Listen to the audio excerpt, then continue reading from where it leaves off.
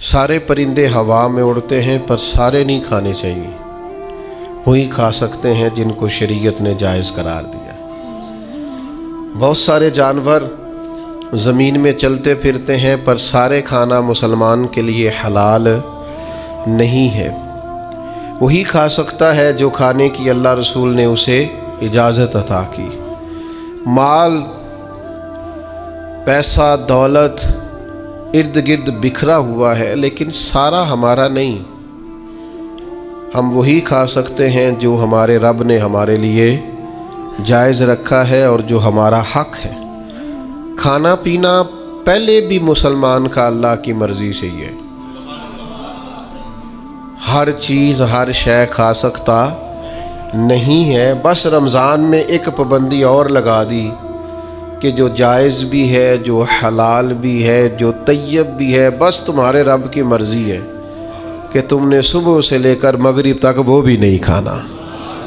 بس پہلے بھی پابند ہے اللہ کے حکم کے، اور رمضان میں ایک پابندی اور کرنی ہے اور روزہ رکھنا ہے۔ اور اس روزہ کتنی کو محبوب چیز ہے، اللہ کو کتنی کو پسند ہے۔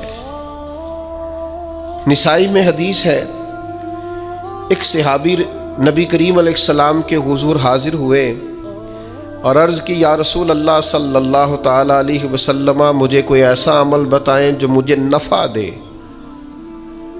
مطلق اعمال میں سے جتنے بھی اعمال موجود ہیں اللہ کی رضا کے لیے کرنے والے، ان میں سے اس نے کسی عمل کا انہوں نے سوال کیا۔ عرض گزار ہوئے، یا رسول اللہ صلی اللہ تعالی علیہ وسلم، کوئی عمل بتائیں جو مجھے نفع دے۔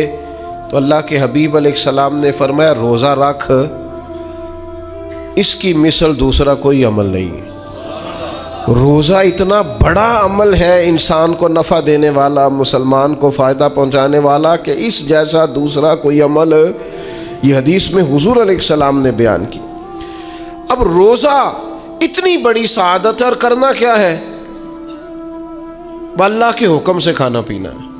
جس وقت اس نے کھانے سے روک دیا اس وقت رک جانا ہے، جس وقت اجازت دی ہے اس وقت کھا لینا ہے، لیکن نفع اتنا ہوگا کہ حضور فرماتے ہیں اس جیسا دوسرا عمل ہی کوئی نہیں، اتنا فائدہ مند کام ہے۔ روزے بڑی غنیمت ہیں، رمضان المبارک کا مہینہ بڑی سعادت ہے۔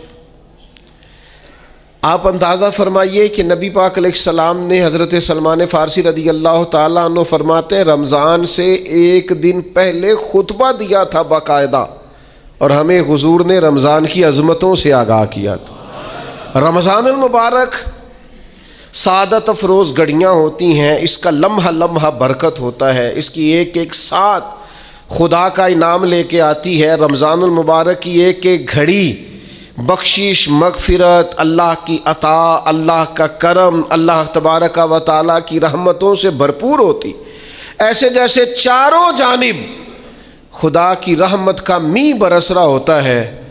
بس جن کی جھولیاں پھیلی ہوئی ہوں گی اور جن کے دامن کھلے ہوئے ہوں گے، وہ اپنے دامن رحمت الہی سے بھرپور کر لیں گے۔ لیکن سادی سی بات ہے بھائی، جو آدمی سویا رہے، غافل رہے، اٹھ کے اپنے کمرے کا دروازہ ہی نہ کھولے تو سورج جتنا مرضی چمک رہا ہو اسے کوئی فائدہ حاصل ہوتا نہیں، اسے کوئی روشنی نصیب ہوتی نہیں، کیونکہ وہ تو اٹھا ہی نہیں، جاگا ہی نہیں، بیدار ہی نہیں ہوا۔ صبح کی آب و ہوا بڑی ٹھنڈی ہوتی ہے، بڑی صحت افزا ہوتی، لیکن اگر کوئی لوگ غافل ہی رہے اس میں، اور صبح اٹھے ہی نہ، سیر کرے ہی نہ، فجر کو نکلے ہی نہ، اس کی غفلت اس پر طاری رہے، تو جتنا مرضی صبح کا سویرا ہو، جتنی مرضی راحتیں اور رحمتیں ہوں، اسے اس سے نفع حاصل ہوتا وہ تو اسی کو ہوگا جو اٹھے گا، آنکھ کھولے گا۔ تو اچھی طرح سمجھ لیجئے گا، رمضان المبارک کی سعادتیں اتنی بڑی ہیں، برکتیں اتنی زیادہ ہیں کہ حضور علیہ الصلوۃ والسلام نے فرمایا، نفل کا ثواب فرض کے برابر، فرض کا ثواب 70 گنا بڑھا کے دیا جائے گا۔ لیکن اگر کوئی غافل کا غافل ہی رہا، اس بیچارے کا موبائل رمضان میں بھی بند نہیں ہوا، لا یعنی بے مقصد بے معنی چیزیں، لغویات اور ابس چیزوں میں اس نے رمضان بھی گزار دیا تو سعادتیں تو برس رہی تھیں، سورج تو نور کا چمک رہا تھا، روشنی تو پھیل گئی تھی، سعادت افروز گھڑیاں تو آ چکی تھیں، پر اس نے اپنی آنکھ کو ہی نہیں کھولا، غافل کا غافل رہا۔ تو اسے کچھ میسر آ سکتا، کچھ غفلت دور کرنی پڑے گی۔ اب دیکھیے ہمارے ہاں محفل ہوتی ہے، لوگ گلیاں سجانی شروع کرتے ہیں 1 یا 2 دن پہلے۔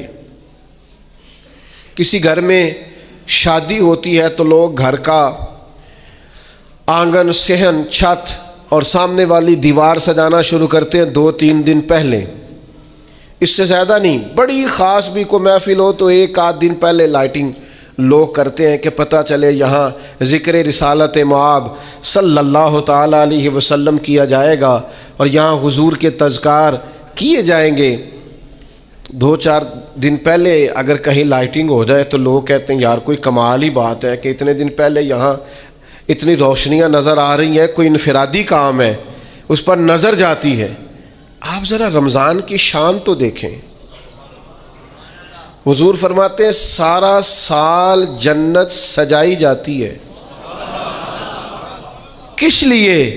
حضور فرماتے ہیں رمضان المبارک کے لیے، سارا سال جنت سجا دی جاتی، اس کو تیار کیا جاتا ہے رمضان کی سعادت افروز گھڑیوں کے لیے، ان مقدس ایام کے لیے جو لے کر رمضان سایہ فگن ہوتا ہے، اس کے لیے پورا سال جنت کو سجایا جاتا ہے، تزئین و آرائش کی جاتی ہے۔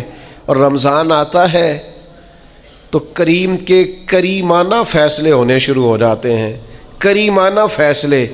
ایک کریمانہ فیصلہ ہوتا ہے کہ دوزخ کے دروازے بند کر دو اور جنت کے سارے ہی دروازے کھول دو، اس کو راستہ کیا گیا ہے پھر۔ آپ کو پتہ ہے ایک انوکھی بات بھی آپ سے کرنی ہے، قانون نافذ کرنے والے اداروں کو نا مجرموں کا پتہ ہوتا ہے، ان کو پتہ ہوتا ہے کس جگہ کچھ فسادی لوگ ہیں، وہ دیکھتے ہیں نا ملک میں کوئی خاص مہمان آ رہا ہے جو ملک کے لیے فائدہ مند ہے اور وطن کے لوگ اور وطن کو اس سے فائدہ ہوگا، استفادہ کریں گے لوگ اس کے آنے سے، وہ کیا کرتے ہیں ان فسادیوں کو پہلے بند کر دیتے ہیں، کہتے ہیں ایسا نہ ہو کہ یہ آ کے کوئی خرابی کرے، وہ منع کر دیتے ہیں۔ تو یاد رکھ لیں، سمجھ لیں، حضور فرماتے ہیں شیطان کو بھی قید کر دیا جاتا ہے۔ رمضان آنے والا ہے تو اللہ شیطان کو قید کر دیتا ہے، جکڑ دیتا ہے۔ فرمایا رمضان آ رہا ہے اور میرے بندوں نے اپنی بخشش کرانی ہے، انہوں نے میری عبادت کرنی ہے، انہوں نے روزے رکھنے ہیں، انہوں نے آ کر کے اللہ کے حضور معافیاں مانگنی ہے۔ اور رمضان کی ہر رات میں 70 ہزار یا بلا مثال و بلا تشبیہ اللہ جانے کتنے بے حساب لوگوں کی رب نے بخشش کرنی ہے۔ تو یہ شیطان بڑا مکار ہے، یہ کھلا ہوا دشمن ہے، کوئی خرابی نہ کر دے لہذا پہلے اسے باندھ دو، خرابی نہ کرے کسی قسم کی اسے باندھ دیا جاتا ہے۔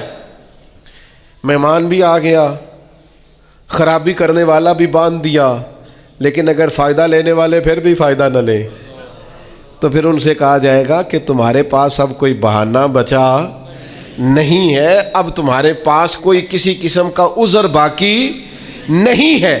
اب تو یہ تھا کہ تمہیں بخشش کرانا چاہیے تھی، استغفار پڑھنا چاہیے تھی، دعائیں کرنا چاہیے تھی، قرآن مجید کی تلاوت کو کثرت سے کرنا چاہیے تھا، لیکن چونکہ اب تم یہ بھی نہیں کہہ سکتے کہ مجھے شیطان نے گمراہ کر دیا، وہ تو باندھ دیا گیا ہے، اب تو فسادی کو ویسے ہی کنٹرول کر دیا گیا ہے۔ اب بھی تم اگر سوئے رہے، اب بھی اگر تم نے غفلت کی، اب بھی چھوٹے موٹے بہانے کر کے تراویاں چھوڑتے رہے، اب بھی ذرا سی سستیاں کر کے ادھر ادھر نکلتے رہے، اس کا مطلب یہ ہے کہ پھر تم استفادہ کر سکے، تم نے سستی کا مظاہرہ کیا، تم نے اور اب دیکھیں جب اتنے بندوبست کیے تمہارے لیے، ثواب بھی بڑھا دیا، اجر بھی بڑھا دیا، تمہارے لیے جو فساد پیدا کرنے والا شیطان تھا وہ بھی قید، لیکن اگر تم پھر بھی عمل نہ کرو،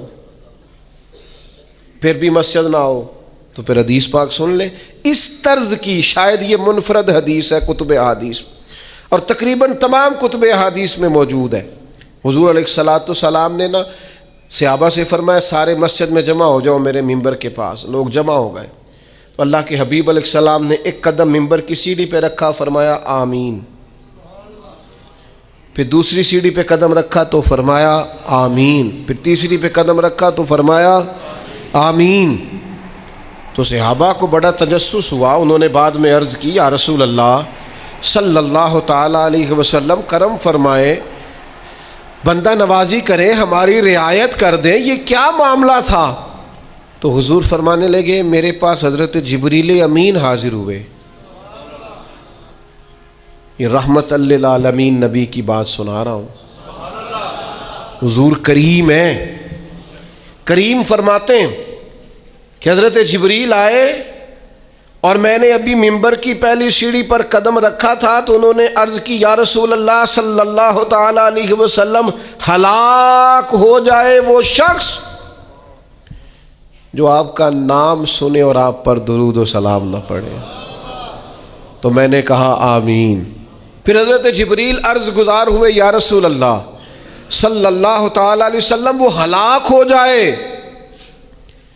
جس نے بڑھاپے میں والدین کو پایا اور ان کی خدمت کر کے بخشش نہ حاصل کر سکا. میں نے کہا آمین.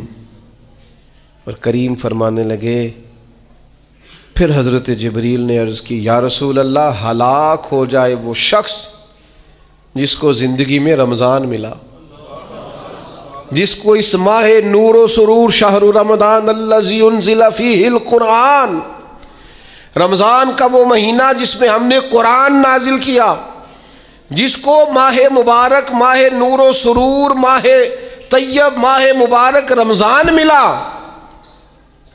پھر وہ اپنی بخشش نہ کرا سکا, وہ ہلاک ہو جائے. تو حضور فرماتے میں نے بھی کہا آمین. اللہ تعالی ہم سب کو محفوظ فرمائے.